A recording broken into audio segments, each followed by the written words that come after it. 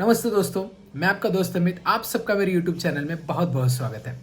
आज हम बात करने वाले हैं दो अलग अलग डिपार्टमेंट के बारे में जो काफ़ी डिमांडिंग है। बहुत सारे स्टूडेंट इसके लिए अप्लाई करने की भी सोचते हैं। तो वो है फार्माकोविजिलेंस एंड मेडिकल कोडिंग। वैसे दोनों भी डेस्क जॉब है, काफ़ी अच्छा जॉब है, वर्क कल्चर अच्छा रहता है और जो कंपनीज यहाँ पे हायर करती है वो भी अच्छी होती है एंड कंपेरेटिवली सैलरी भी अच्छी होती है। लेकिन ये दोनों का जो वर्क है, जो जॉब डिस्क्रिप्शन है, ये थोड़ा अलग है। इसमें आपको नॉलेज भी अलग लेनी होती है। और एलिजिबिलिटी की बात करें तो फार्मा स्टूडेंट दोनों जगह पे अप्लाई कर सकते हैं, लाइफ साइंस के स्टूडेंट दोनों जगह पे अप्लाई कर सकते हैं। लेकिन आपके लिए कौन सा सही रहेगा, इसकी पूरी जानकारी इस वीडियो में आपको मिलेगी। तो इस वीडियो में हम बताएंगे कि फार्माकोविजिलेंस या मेडिकल कोडिंग, इसकी डेफिनेशन क्या है, जॉब डिस्क्रिप्शन क्या होता है, वर्क फ्लो कैसे रहता है, देन नॉलेज कौन सी आपको होनी ज़रूरी है, देन इंटरनल डिपार्टमेंट्स कितने होते हैं, सैलरी कितनी होती है, कौन कौन सी कंपनीज आपको हायर करती है, सर्टिफिकेशन कोर्सेज इसमें क्या होते हैं, इसमें टाइप्स कितने प्रकार के होते हैं। तो ये सारी जानकारी आपको इस वीडियो में मिलेगी। तो चलिए इस वीडियो को स्टार्ट करते हैं। सबसे पहले बात करेंगे फार्माकोविजिलेंस के बारे में। तो pharmacovigilance is nothing but monitoring adverse event. अब एडवर्स इवेंट होते क्या है? फॉर एग्जाम्पल, आपने कोविड का वैक्सीन लिया होगा, कोवैक्सीन, कोविशील्ड। अब वैक्सीन लेने के बाद आपको मालूम है कि उसमें फीवर आता है। फीवर ये है साइड इफेक्ट, लेकिन अनएक्सपेक्टेडली आपको नॉशिया, वोमिटिंग ऐसे साइंस आपको नजर आ रहे हैं, ठीक है, या फिर हेडेक हो रहा है बहुत ज़्यादा इंटेंस।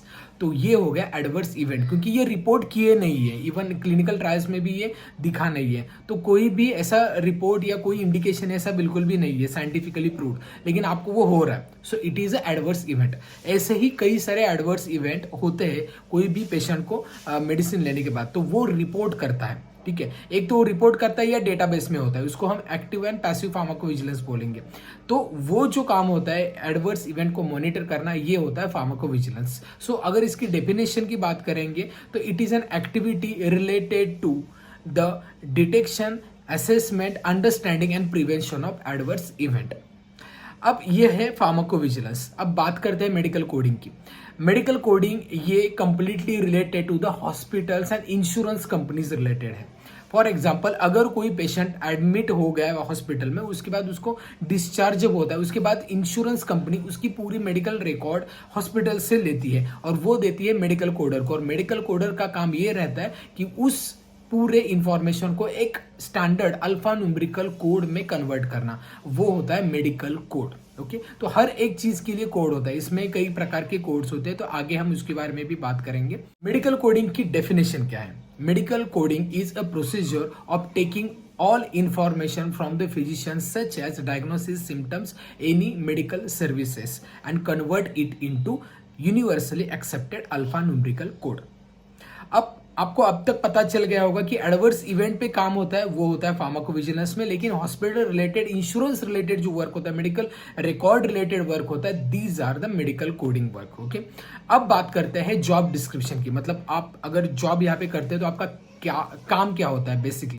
फार्माकोविजिलेंस का काम क्या होता है? फार्माकोविजिलेंस का काम होता है to record and to report adverse event that is actually reported by any health care professional. मतलब अगर कोई एडवर्स इवेंट होते हैं तो वो डायरेक्टली रिपोर्ट भी कर सकते हैं, क्योंकि हेल्थ केयर के कॉल सेंटर भी होते हैं जिसको हम मेडिकल इंफॉर्मेशन कॉन्टैक्ट सेंटर बोलेंगे, तो वो भी होता है। तो अगर कोई भी, जितने भी एडवर्स इवेंट होते हैं उसको, उसकी रिपोर्टिंग करना, ये सबसे प्राइम काम होता है फार्माकोविजिलेंस प्रोफेशनल का।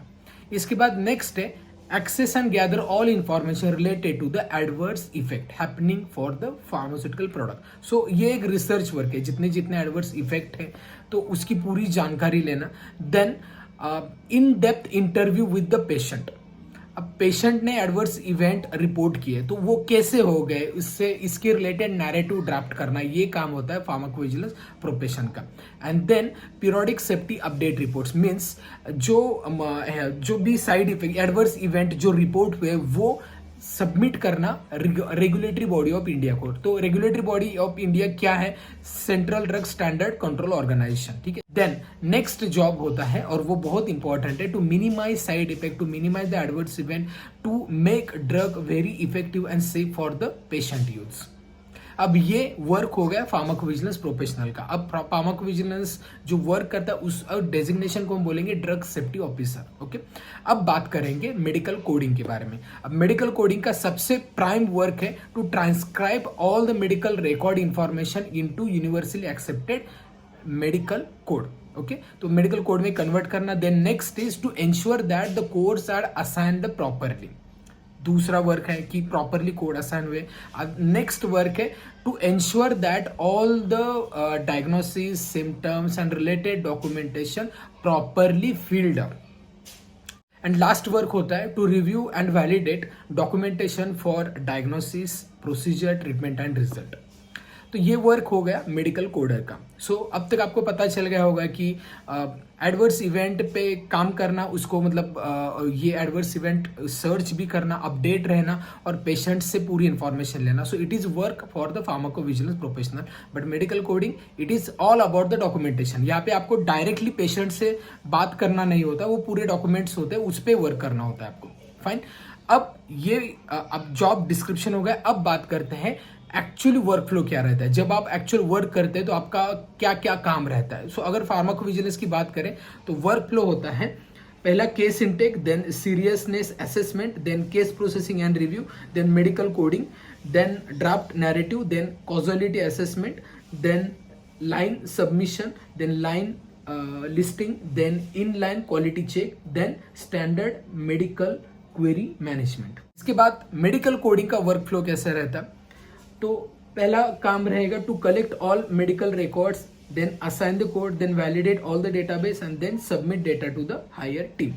अब बात करेंगे मेडिकल कोडिंग एंड फार्माकोविजिलेंस, इसमें क्या क्या डेजिग्नेशन होते हैं। अगर आप जॉब करते हैं तो आपका डेजिग्नेशन क्या रहेगा और इसमें इंटरनल डिपार्टमेंट्स क्या होते हैं। सबसे पहले बात करेंगे फार्माकोविजिलेंस के बारे में। तो फार्माकोविजिलेंस के डेजिग्नेशंस कंपनी वाइज चेंज होते हैं, लेकिन basically drug safety officer, drug safety training, drug safety associate, यही आपका डेजिग्नेशन होता है। ओके, या सेंट्रल ड्रग मॉनिटर, ऐसा भी हो सकता है, depend on the company to company.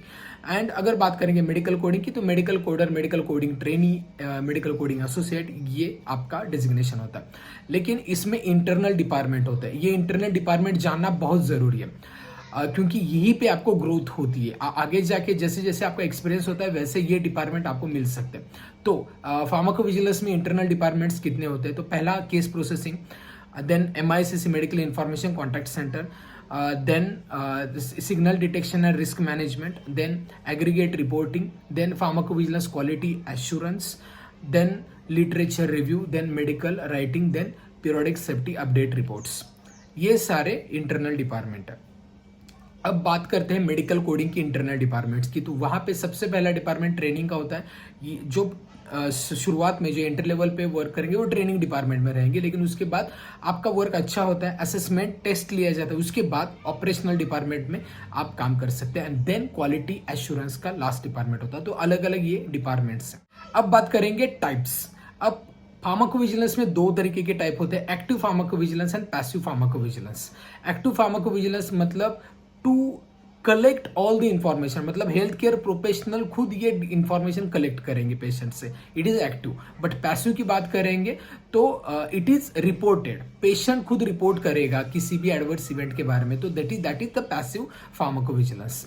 Fine, लेकिन अगर बात करेंगे मेडिकल कोडिंग की, तो उसमें मेडिकल डिक्शनरीज होते हैं, और उसमें कितने प्रकार के डिक्शनरी होते हैं, पहले ICD international classification of disease, then CPT common procedural terminology, then HCPC code, HCPCS code. अब बात करते हैं यहाँ पे आपको कौन कौन सी कंपनी जॉब देती है। फार्माकोविजिलेंस की बात करें तो फार्माकोविजिलेंस में फार्मास्यूटिकल इंडस्ट्री होती है, बायोटेक्नोलॉजिकल इंडस्ट्री, वैक्सीन की मैन्युफैक्चरिंग कंपनीज, यहाँ पे आपको वर्क मिलता है। इवन आयुर्वेदिक फॉर्मुलेशन में भी हर्बो विजिलेंस का एक डिपार्टमेंट है, कॉस्मेटिक विजिलेंस से रिलेटेड टू कॉस्मेटिक्स प्रोडक्ट्स, तो यहाँ पे वर्क होता है। तो बेसिकली यहाँ पे मैन्युफैक्चरिंग कंपनी जो हम स्पॉन्सर्ड कंपनी बोलेंगे, then contract research organisation, then health care IT, यहाँ पे आपको वर्क करने का मौका मिलता है। लेकिन मेडिकल कोडिंग की बात करें तो यहाँ पे हॉस्पिटल्स जो मोस्टली यहाँ पे वर्क होता है हॉस्पिटल्स में, देन कॉन्ट्रैक्ट रिसर्च ऑर्गेनाइजेशन में भी वर्क होता है, then health care IT companies में भी वर्क होता है। अगर कंपनीज की बात करेंगे तो मेडिकल कोडिंग में omega health care, then EP source, then GEP solution, equity solution, Advantmed, essence health care, ये कंपनीज है जहाँ पे आपको वर्क करने का मौका मिलता है। लेकिन अगर फार्माकोविजिलेंस की बात करें तो वहाँ पे पैराक्सेल है, लैबकॉर्प है, कोवैंस है, देन नोवा नोवाडिस्क है, देन टीसीएस है, कॉग्निजेंट है, असेंचर है, कई सारे प्रकार की कंपनीज हैं। करते हैं सैलरी की। अब सैलरी आपको कितनी मिलती है? फार्माकोविजिलेंस में आपको 2.4 से लेकर 3.4 एलपीए तक मिल सकती है, लेकिन मेडिकल कोडिंग में आपको 1.8 टू 2.6 तक मिल सकती है। अब बात करेंगे एलिजिबिलिटी की, कौन ये मतलब यहाँ पे करियर कर सकता है। फार्माकोविजिलेंस में करियर करने के लिए एटलीस्ट आप ग्रेजुएट होने ज़रूरी है। तो bachelor of pharmacy, masters of pharmacy, BSc, MSc, medical science के स्टूडेंट यहाँ पे करियर कर सकते हैं। मेडिकल साइंस के स्टूडेंट लिटरेचर रिव्यू में करियर अच्छा कर सकते हैं। एंड फार्मेसी के स्टूडेंट यहाँ पे केस प्रोसेसिंग एंड देन जो आगे डिपार्टमेंट एमआईसीसी में भी वर्क कर सकते हैं। मेडिकल कोडिंग की बात करें तो medical coding diploma in pharmacy भी कर सकते हैं, बैचलर्स कर सकते हैं, मास्टर्स भी कर सकते हैं, BSc, MSc, even BCom engineering के भी स्टूडेंट कर सकते हैं। So there is no any limit की फार्मेसी के ही करेंगे, नॉन फार्मा के भी, नॉन साइंस के भी स्टूडेंट यहाँ पे करियर कर सकते हैं। अब बात करते हैं how to get high paid salary. High salary और हाइक कैसे मिलेगी फार्माकोविजिलेंस में और मेडिकल कोडिंग में? फार्माकोविजिलेंस में ऑफकोर्स ये स्किल रिलेटेड वर्क है, तो जैसे जैसे आपके स्किल्स, जैसे आपकी नॉलेज बढ़ती है, वैसे आप यहाँ पे अच्छा करियर कर सकते हैं। रिसेंटली केस प्रोसेसिंग में थोड़ा सैचुरेशन हुआ है, लेकिन आगे पीएसयूआर, सिग्नल, एग्रीगेट, यहाँ पे ज़्यादा सैचुरेशन नहीं है। अगर इसके बारे में आपको ज़्यादा अपडेट करना है तो अपस्किलिंग करना बहुत ज़रूरी है। इसके लिए क्या क्या करना होगा, ऑलरेडी हमने एक वीडियो बनाया, ऊपर आई बटन पे लिंक प्रोवाइड की गई है, वो वीडियो देखिए, वहां से जानकारी मिलेगी। इवन आप इसमें एडिशनल नॉलेज सर्टिफिकेशन भी कर सकते हैं। मेडिकल कोडिंग की बात करें तो यहाँ पे एक सबसे अच्छा मौका है कि आप सीपीसी सर्टिफाइड होते हैं, तो आपकी सैलरी ऑटोमेटिकली बढ़ती है और काफ़ी अच्छा पैकेज, काफ़ी अच्छी कंपनीज आपको मिल सकती है, ठीक है। लेकिन इसके लिए आपको पूरा नॉलेज लेना पड़ेगा और ये एग्जाम देनी पड़ेगी। अब बात करते हैं सर्टिफिकेशन कोर्सेज के बारे में, मतलब यहाँ पे एडिशनल कोर्सेज कौन से करने पड़ते हैं। फार्माकोविजिलेंस में आप 3 मंथ का भी कोर्स कर सकते हैं, 6 मंथ का भी और 2 ईयर का भी कर सकते हैं। मेडिकल कोडिंग में तो डिपेंड है, बेसिक मेडिकल कोडिंग का कोर्स है, देन सीपीसी का अलग कोर्स होता है, तो ये 6 महीने का है, 2 साल का भी हो सकता है, depend on the institute. But अगर आप मतलब बी फार्म से हो या लाइफ साइंस से हो और एंट्री लेवल की जॉब चाहते हो तो 3 मंथ का सर्टिफिकेशन कोर्स आपके लिए इनफ है। लेकिन अगर आप कोर्स करना चाहते हो तो आप हमारी एकेडमी से भी कोर्स कर सकते हो, जो जिसका नाम है ग्लोबल फार्मा एकेडमी। जो कोर्स है वो 3 month certification course in pharmacovigilance, 3 months course in basic medical coding. Description में मैं इसके डिटेल दे दूंगा, अगर आपको कोर्स करना है तो आप यहाँ पे भी कांटेक्ट कर सकते हैं। और यहाँ पे आपको domain knowledge, skill development and placement assistance, ये तीनों चीज़ें मिलती है। And most importantly our all courses are most affordable prices में हम ये कोर्स प्रोवाइड करते हैं। तो ये हो गया कोर्स के बारे में। देन अब बात करेंगे कौन सी नॉलेज लगती है यहाँ पे करियर करना है। फार्माकोविजिलेंस में करियर करना है तो फार्माकोलॉजी रिलेटेड प्रॉपर नॉलेज होनी चाहिए, मैकेनिज्म ऑफ एक्शन, फार्माकोलॉजी क्या होता है, drugs, then half life, then इसके बाद फार्माकोकाइनेटिक डायनेमिक्स, ये इनको इन्फॉर्मेशन होनी चाहिए। साथ में फार्माकोविजिलेंस क्या होता है, इसमें केस प्रोसेसिंग कैसे वर्क होता है, then various terminologies, even MedDRA coding, narrative writing, इसकी जानकारी होनी चाहिए। लेकिन अगर आप मेडिकल कोडिंग में करियर करना चाहते हो तो मेडिकल डिक्शनरी की इन्फॉर्मेशन होनी चाहिए, पूरे बॉडी सिस्टम्स की जानकारी होनी चाहिए, एनाटॉमी फिजियोलॉजी की इन्फॉर्मेशन होनी चाहिए। ओके, अब बात करते हैं कि यहाँ पे आपके लिए बेस्ट कौन सा है।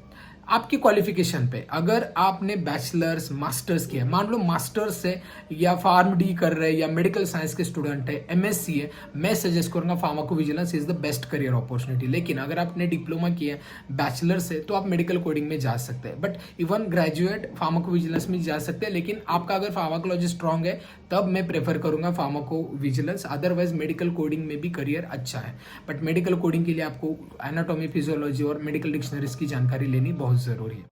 तो आई होप इस वीडियो से आपको कई सारी जानकारी मिली होगी, फार्माकोविजिलेंस को किसके लिए बेस्ट है और मेडिकल कोडिंग किसके लिए बेस्ट है।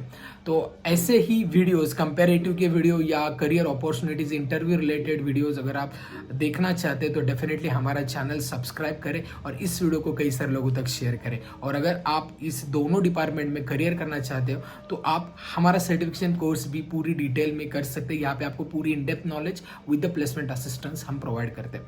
सो इस वीडियो कैसा लगे ये मुझे बताइए। वीडियो अच्छा लगता है, कंटेंट अच्छा लगता है, वीडियो को लाइक करें, चैनल को सब्सक्राइब नहीं किया सब्सक्राइब करें और इस वीडियो को कई सारे लोगों तक शेयर करें। इस वीडियो में इतना ही, मिलते हैं नेक्स्ट वीडियो में, तब तक बी हेल्दी, बी हैप्पी।